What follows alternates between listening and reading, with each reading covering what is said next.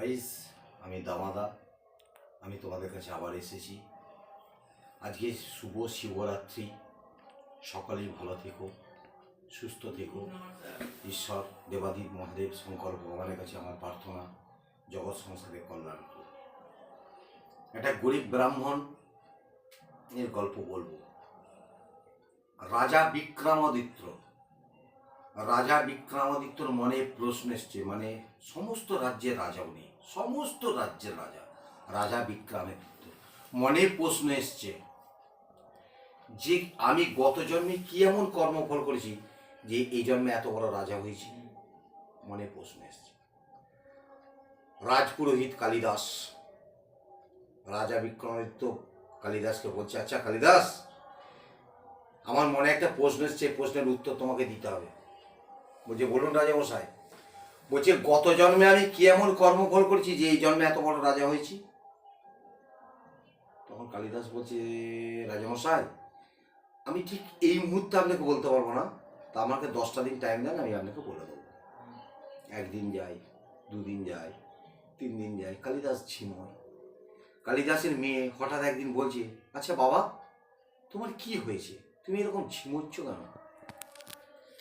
বলছে, মা আমাকে রাজামশাই একটা প্রশ্ন করেছে, সেই প্রশ্নের উত্তরটা আমি দিতে পারিনি। বলছি, কি এমন প্রশ্ন বাবা, তুমি এত বড় পণ্ডিত, তুমি দিতে পারোনি? কি এমন প্রশ্ন করেছে রাজা? বলছে, গত জন্মে আমি কি এমন কর্মফল করেছি যে এই জন্মে এত বড় রাজা হয়েছি। বলছে, এই প্রশ্নের উত্তর তুমি দিতে পারলে না বাবা? বলছে, আমি দিলে হবে? বলছে, ঠিক আছে, আমি রাজামশাইকে যে বলবো।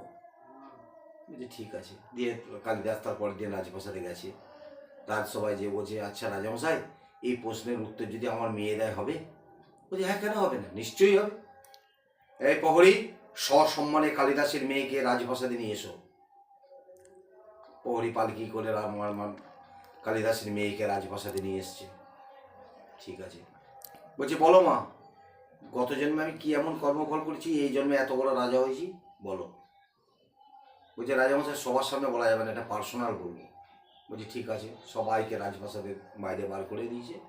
রাজামশাই জিজ্ঞেস করছে, বলছে, শুনুন রাজামশাই, গত জন্মে কি এমন কর্মফল করেছি এই জন্মে এত বড় রাজা হয়েছেন? এই প্রশ্নের উত্তর আমি দিতে পারবো না, তবে আপনাকে দিতে পারবে। বলছি, কে? বলছে, আপনার রাজপ্রাসাদের ঈশান কোণে একটা শাওড়া গাছ আছে। ওই নিশিরাত্রে ওই শাওড়া গাছের গোড়ায়, রাত্রি 12টার পর নিশিরাত্রি শাওড়া গাছের গোড়ায় গেলে ওই শাওড়া গাছ থেকে আপনাকে বলে দিবে যে আপনি গত জন্মে কি এমন কর্মফল করেছেন এই জন্মে এত বড় রাজা হয়েছে।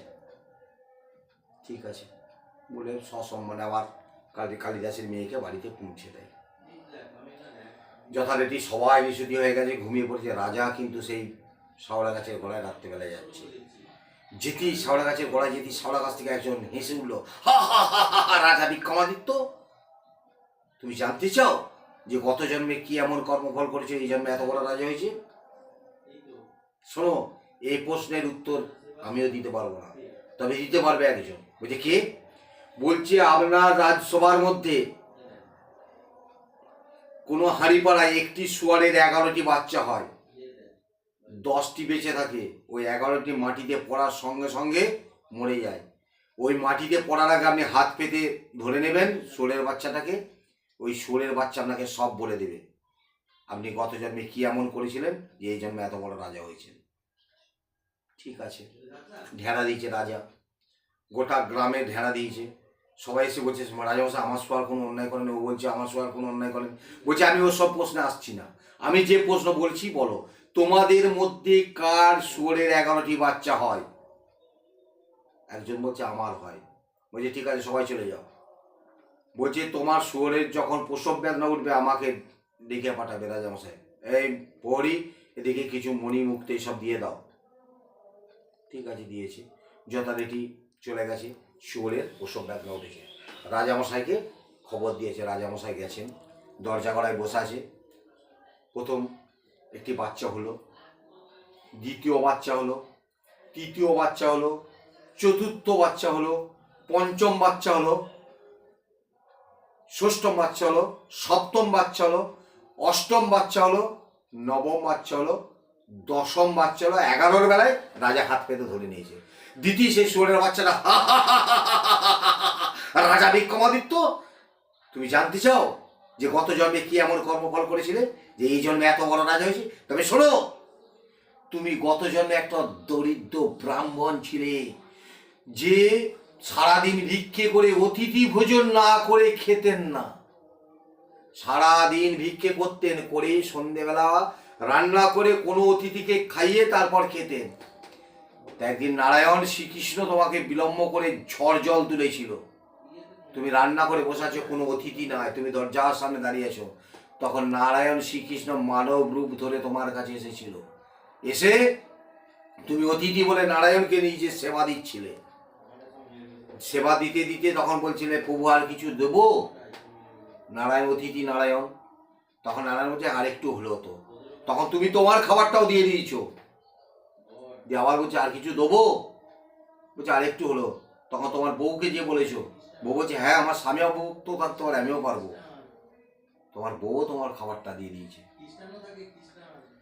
দিয়ে বলছে আর প্রভু দেবো, আর প্রভু দেবো। তখন মেয়ের কাছে গেছে, মেয়ে বলেছে যে হ্যাঁ বাবা, তোমরা যদি উপোস থাকতে পারো আমিও দিতে পারবো। তখন ছেলে বউয়ের কাছে গেছে, ছেলে বউয়ের বউ বলছে সারাদিন খাইনি, সারাদিন ভিক্ষে করে এনেছো, আমরা খাবার দিতে পারবো নি। সেটি নারায়ণ শুনেছে, সেটি নারায়ণ শুনে নারায়ণ তখন চলে গেছে। তখন আবার যেমন খাবার টাবার, তখন নারায়ণ আশীর্বাদ করে গেছিল, তাই তুমি এত বড় রাজা হয়েছে। বলছে তাহলে এখন আমার মেয়েকে, বলছে যে কালিদাসের মেয়ে তোমাকে পথ দেখালো। বলছে তাহলে আমার বৌমাকে তোমার, বলছি শাওড়া গাছের পেদনি। তাহলে রানীমাকে, বলছে এখন যে তোমার রানীমা সেই তোমার স্ত্রী। বলছে তাহলে তোমার ছেলেকে, বলছে এই যে আমি শুয়োরের বাচ্চায় জন্মাচ্ছি, বলতেই ছেড়ে দিলাম। গাইস, ভালো লাগলে লাইক কমেন্ট করো, সাবস্ক্রাইব করো, আবার নতুন নতুন ভিডিও ছাড়বো।